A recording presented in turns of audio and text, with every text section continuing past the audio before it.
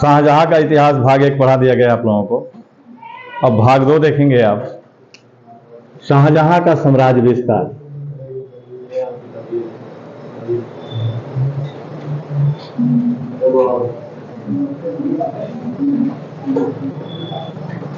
साम्राज्य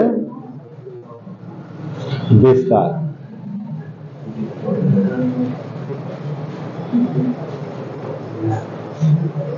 देखिए यहां ध्यान देंगे आप,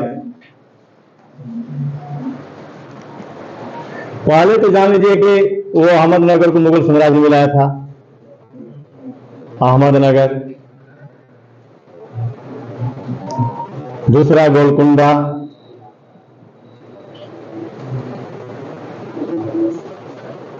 तीसरा बीजापुर।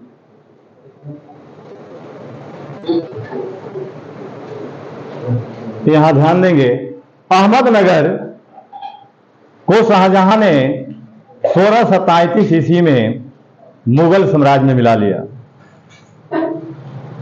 और अंतिम निजामशाही वंश के शासक हुसैन शाह को ग्वालियर के किले में बंदी बना लिया और अहमदनगर के वजीर फतह खां को मुगल सेवा में ले लिया। ठीक ना? तो अहमदनगर को 1637 में मुगल साम्राज्य में मिलाता है। वहां का शासक कौन था? अंतिम निजामशाही शासक हुसैन शाह था और वहां का वजीर फतह खां था। ठीक ना? और फतह खां मलिक अंबर का पुत्र था। ठीक ना? तो अहमदनगर में आपको क्या पॉइंट मिला? अहमदनगर इसे कब मिला है मुगल साम्राज्य में? 1637 में शाहजहां ने अहमदनगर को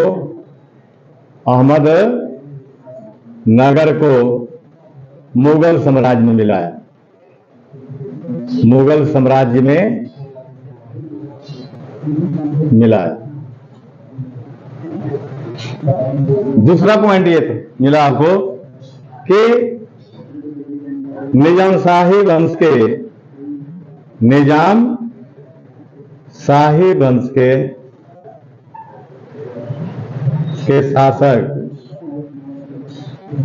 हुसैन शाह को ग्वालियर के किले में बंदी बना लिया। कहां बना लिया था?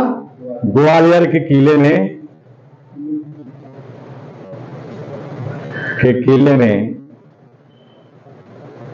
बंदी बना लिया।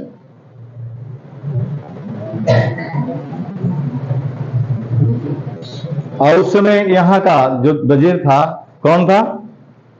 फतह खां था। यानी अहमदनगर के वजीर फतह खां को मुगल सेवा में ले लिया। मुगल सेवा में ले लिया। ठीक ना?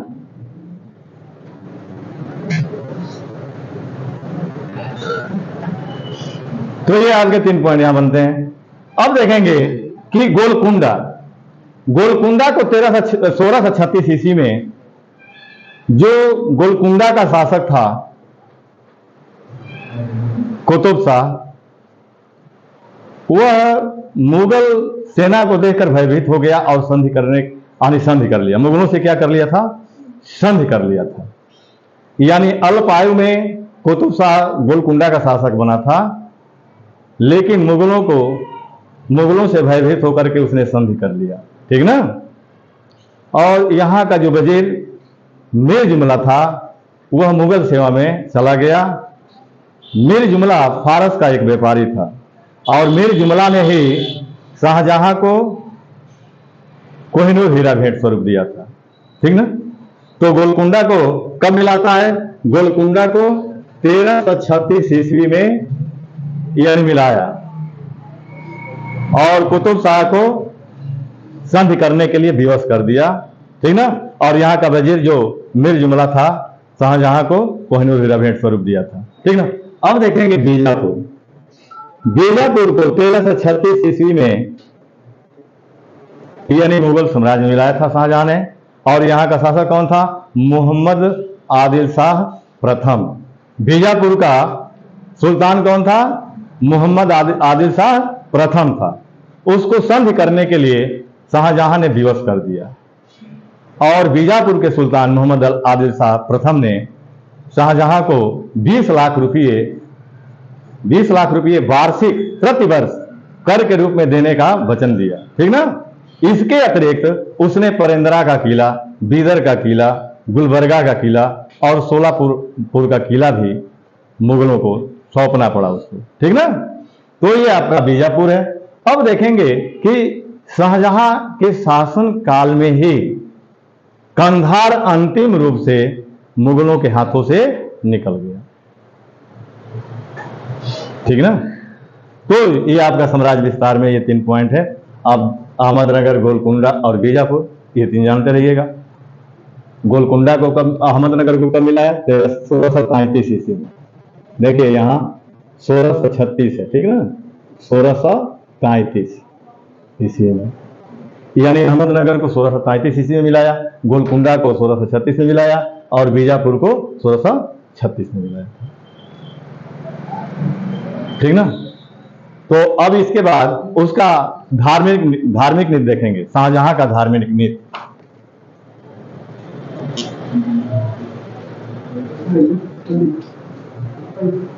देखिए शाहजहां का जो धार्मिक नीति था, उसने धार्मिक नीति के तहत सर्वप्रथम 1636-37 ईस्वी में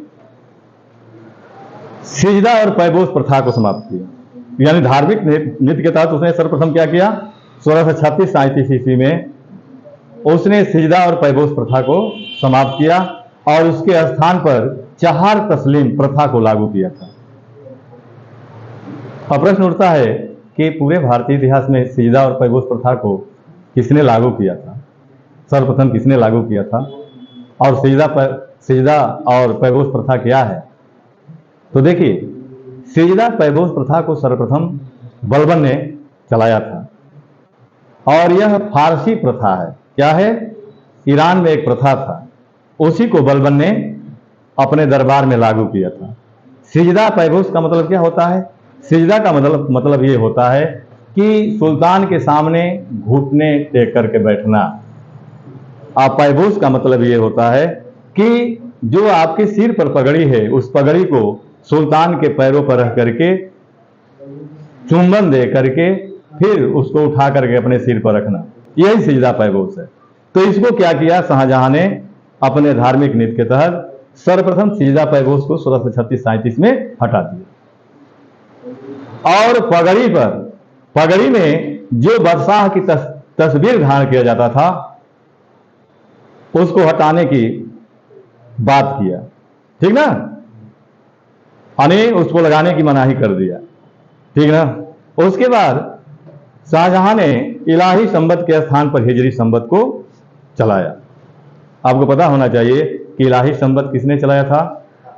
अकबर ने चलाया था। और कब चलाया था? 1583 ईस्वी में, क्योंकि अकबर ने 1582 में दीन इलाही धर्म चलाया और इसी धर्म के नाम पर उसने इलाही संबत चलाया, और उसका समय क्या है? 1583 ईस्वी है।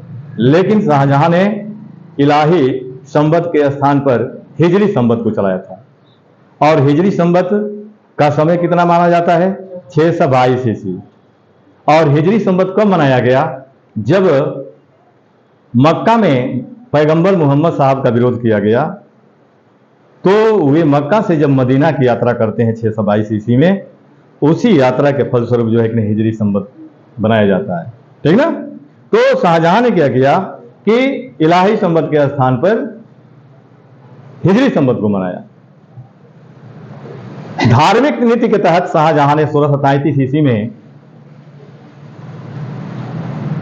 हिंदुओं के नवनिर्मित मंदिरों को तोड़ने का आदेश दिया, जिसके फलस्वरूप शाहजहां के शासनकाल में बनारस, प्रयागराज, गुजरात और कश्मीर के अनेक हिंदू मंदिरों को तोड़ा गया था, ठीक ना। और शाहजहां ने हिंदुओं को मुसलमान बनाने के लिए एक पृथक विभाग का गठन भी किया था। शाहजहां मक्का और मदीना के मौलवियों और फकीरों को प्रतिवर्ष दान और दक्षिणा भेजा करता था। तो धार्मिक नीति के तहत इतने पॉइंट बनते हैं, ठीक ना। उसके बाद उसने झरोखा प्रथा, तुलादान प्रथा और हिंदू राजाओं को माथे पर तिलक लगाने की प्रथा को जारी रखा, ठीक ना। तो धार्मिक जो उसका नीति था उसके संबंध में आप पॉइंट देख लेंगे। धार्मिक नीति,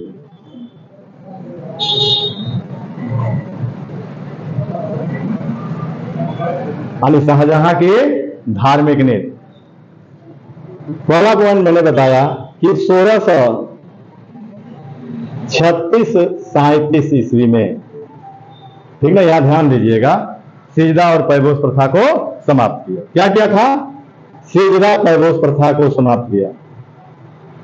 सिजदा पैबोस प्रथा को समाप्त किया।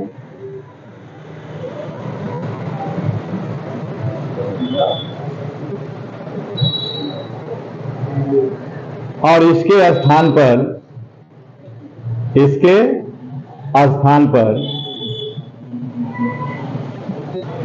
चहार तस्लीम प्रथा को लागू किया।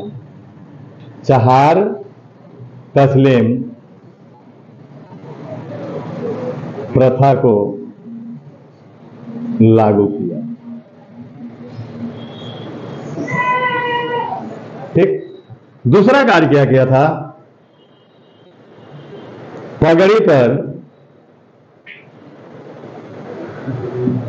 पगड़ी में बादशाहों के तस्वीरों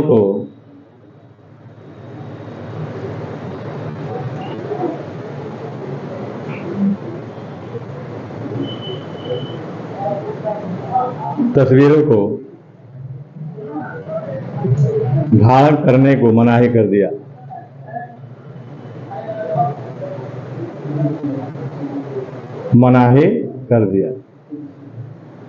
मनाही किया, ठीक ना।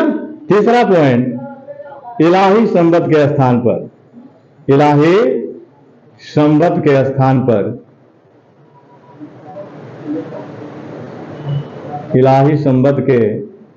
पर हिजरी संबत को चलाया। हिजरी संबत को चलाया। इलाही संबत कब चलाया गया था? 1582। यहां थोड़ा ध्यान दीजिएगा। और हिजरी संबत को कब चलाया गया था? 622 ईस्वी में, ठीक ना। अगला पॉइंट धार्मिक नीति के तहत,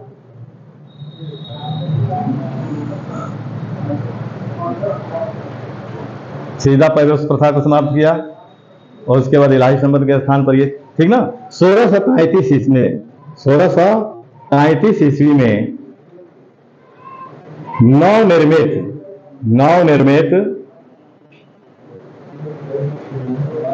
हिंदू मंदिरों को तोड़ने का आदेश दिया।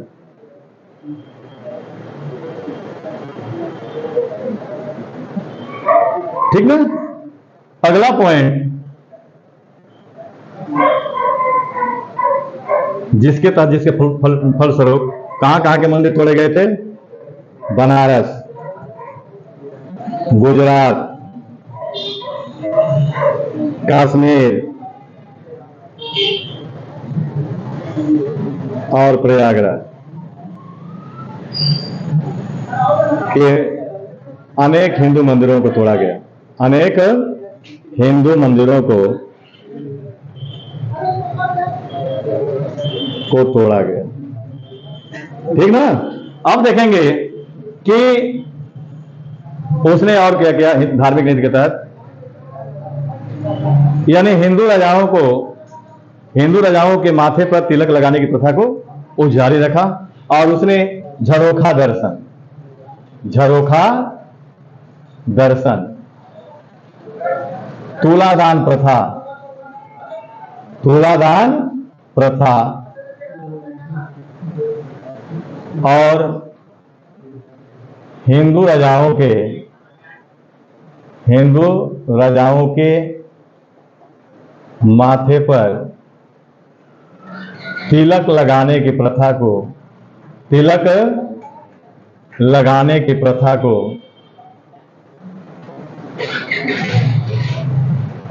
को उसने क्या जारी रखा था। ठीक ना। तो ये शाहजहां की धार्मिक नीति है। देखिए भाग 1 में शाहजहां, भाग 1 में मैं एक जगह आपको बताया हूं जब गद्दी पर बैठा, यानी 14 फरवरी 1658 बताया हूं, उसको सुधार लीजिएगा, 14 फरवरी 1628 ईस्वी है। ठीक ना। आप थोड़ा सा भाग 1 में देख लीजिएगा। ठीक ना। आज यहीं तक रहने दिया जाए। ठीक।